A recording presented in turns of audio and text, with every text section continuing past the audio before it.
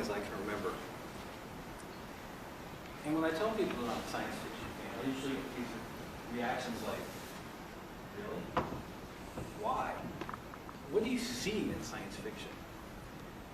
And it's kind of disturbed me over time that people kind of look down on something that I love so much. So what I decided to do today is share with you how I became a science fiction fan. And maybe along the way, show you a few things that I find really fascinating about this field of literature. I was infected by my dad. As a little kid, my dad used to carry these science fiction books around all the time, usually in his back pocket. And they have such interesting book covers. I can remember the picture of the hero flying around on a dragon back through the skies of some other world. Or I can remember another one that had a military commander that looked like he had the weight of the universe on his shoulders. And he was standing there, looking out like this floor-length window as vast space fleets flashed in the darkness beyond Orion. And as a little kid looking at these book covers, how could you not read these books? So I found myself going through my dad's book collection, reading everything that could possibly look like it would be of interest to somebody my age. Of course, I ran into my first problem with them, which was my dad was not one of those really organized people. And so we had books everywhere. They were stacked up in closets. They were piled up in the basement. They were pushed under the bed. And so I think I was age 11. I decided one day that things needed to be organized. So if you can imagine an 11-year-old spending the next 12 hours or so organizing my dad's book collection, thousands of books. I grabbed some scrap lumber. I built some bookshelves in the basement. I grabbed every book that I could find in the entire household, at least all the science fiction ones. I didn't care about those romances my mother was reading. And I alphabetized them like the burgeoning type A personality that I was. And when my dad came home that night, I proudly told him that I was the curator of his science fiction collection, and that we now had rules for how books should be treated. He was no longer to carry books in the back pocket, because sometimes he would sit on them and break the spines. And also, point number 2, he was not allowed to fold back the corners of pages to use as impromptu bookmarks.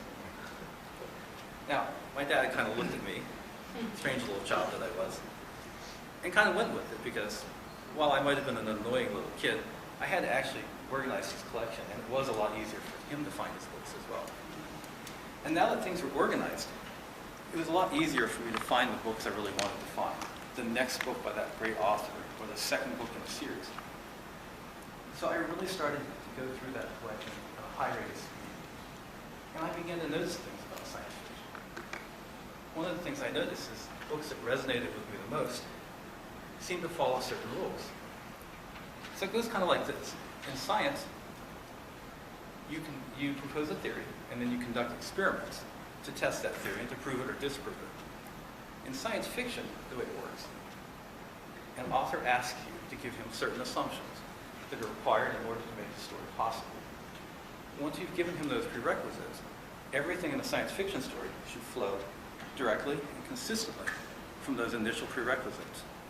Let me give you an example. How many people here have seen the movie Jurassic Park or read the book? Right. The only assumption that's required in order to make that story possible is for it to be possible to retrieve dinosaur DNA from mosquitoes trapped in amber 65 million years ago. If you have dinosaur DNA, it should be possible, it's conceivable, that you can take that DNA and clone a dinosaur. If you can clone a dinosaur, then you can populate a park with them. And if you can do that, then they can escape and eat people. And you have a story. So science fiction followed rules. And then I noticed other things about science fiction. For example, take somebody like Jules Verne. In 1865, he wrote a pair of novels popularizing space travel, From the Earth to the Moon, and the sequel called And Back Again. In these stories, a group of explorers go to Florida, and they launch a spaceship into orbit using a giant cannon. Okay, the science is a little wonky, but they had to deal with real problems, like lack of air in space and zero gravity. So here's Jules Verne in 1865, writing stories that I believe influenced a generation of people who helped lay the groundwork for the technologies that would be necessary to send Neil Armstrong to the moon 104 years later. Something else I noticed about science fiction.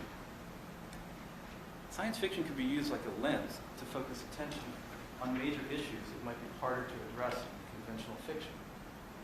Take War of the Worlds by H.G. Wells.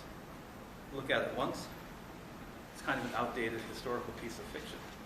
Look at it again, and it's a brutal commentary on British colonialism. So, science fiction follows rules, can influence and inspire people, can tackle the major issues.